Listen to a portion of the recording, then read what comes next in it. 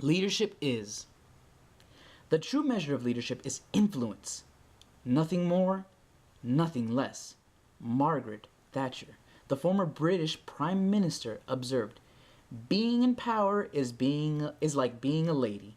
If you have to tell people you are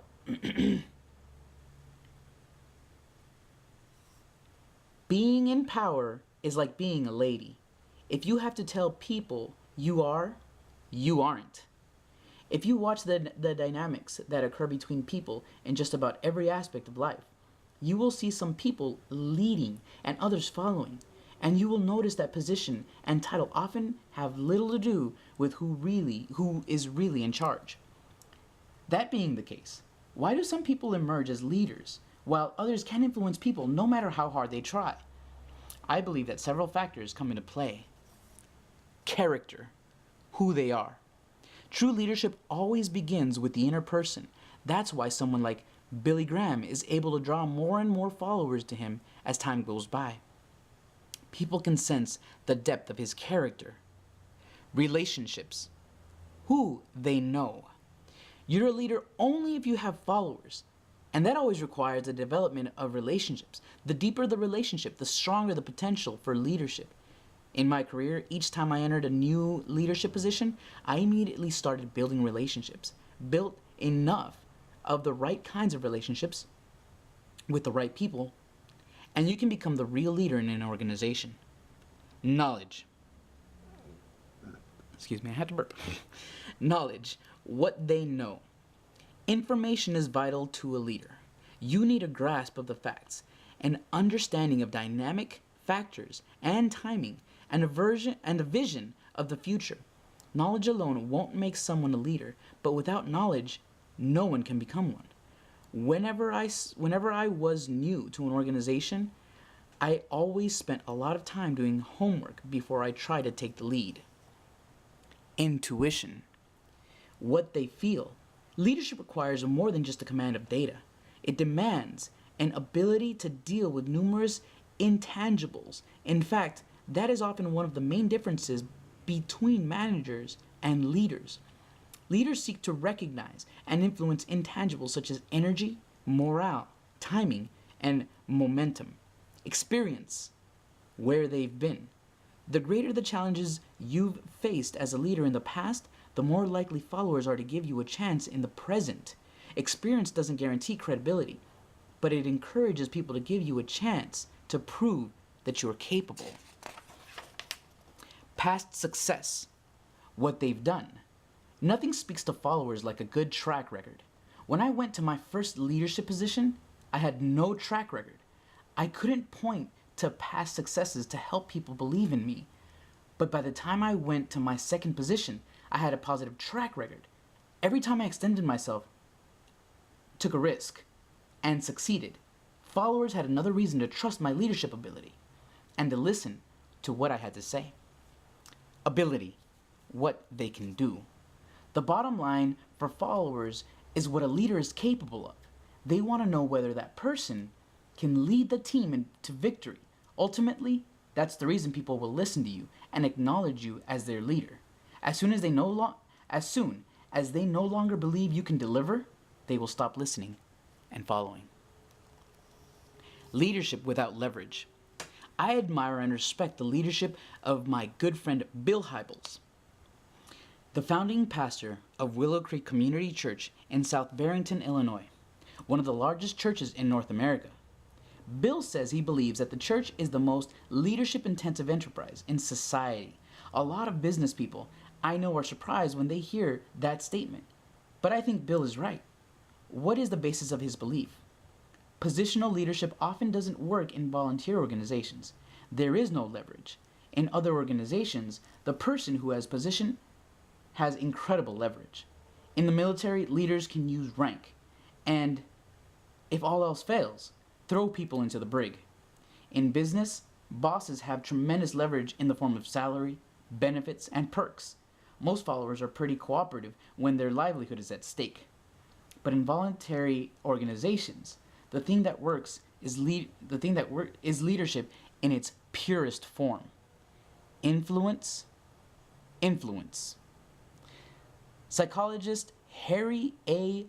Overstreet observed, "The very essence of all power to influence lies in getting the other person to participate.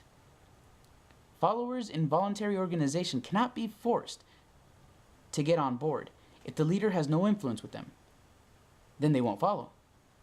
Recently, at a meeting where I was speaking to a group of company presidents and CEOs, one participant asked for advice on finding the best leaders in his organization. My advice was to ask candidates to lead a volunteer organization for 6 months.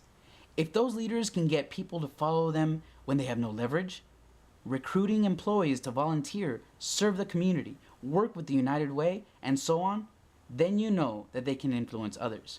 That is the mark of true leadership ability. In a little box right here that I didn't read earlier, the very essence of all power to influence lies in getting the other person to participate. Harry A. Overstreet. From commander to private to commander-in-chief. One of my favorite stories that illustrates the law of influence concerns Abraham Lincoln. In 1832, decades before he became president, young Lincoln gathered together a group of men to fight in the Black Hawk War. In those days, the person who put together a volunteer company for the militia often became its leader, and they assumed a commanding rank. In this instance, Lincoln was given the rank of captain, but Lincoln had a problem. He knew nothing about soldiering. He had no prior military experience, and he knew nothing about and he knew nothing about tactics.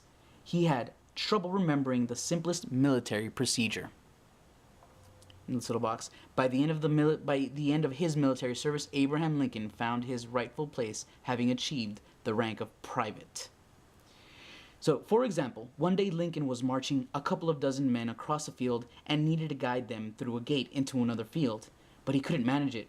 Recounting the incident later, Lincoln said, "I could not, for the life of me, remember the proper word of command for getting my company endwise. Finally, as we came near the gate, I shouted, 'This company is dismissed for 2 minutes, when it will fill in again on the other side of the gate.'"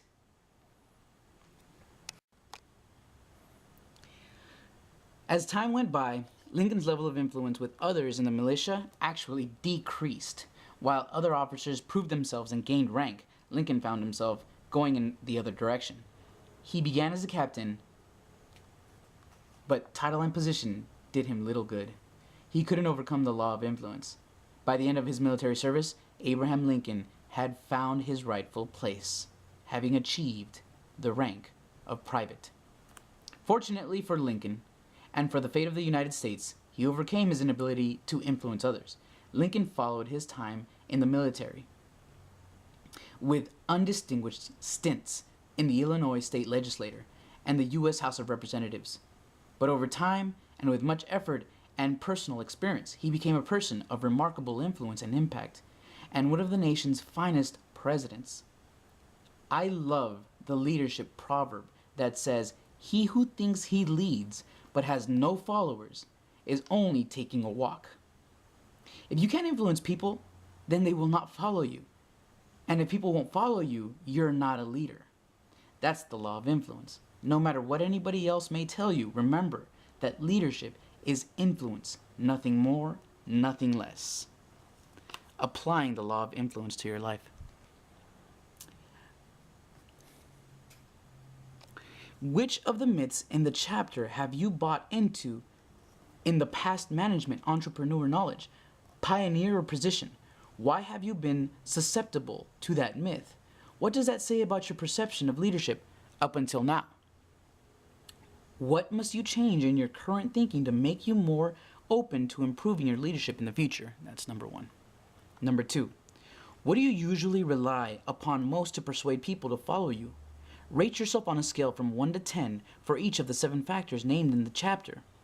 A1 means it's not a factor, while a 1 means it's not a factor, while a 10 means you rely on it continually. Character, who you are. Relationship, who you know.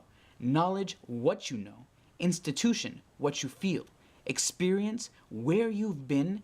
Past success, what you've done. Ability, what you can do. How can you optimize or better utilize the ones with low scores? Number 3, find an organization for which to volunteer. Pick something you believe in, for example, a school, soup kitchen, or community project, and offer your time and energy. If you believe you have leadership ability, then try leading. You will learn to lead through influence.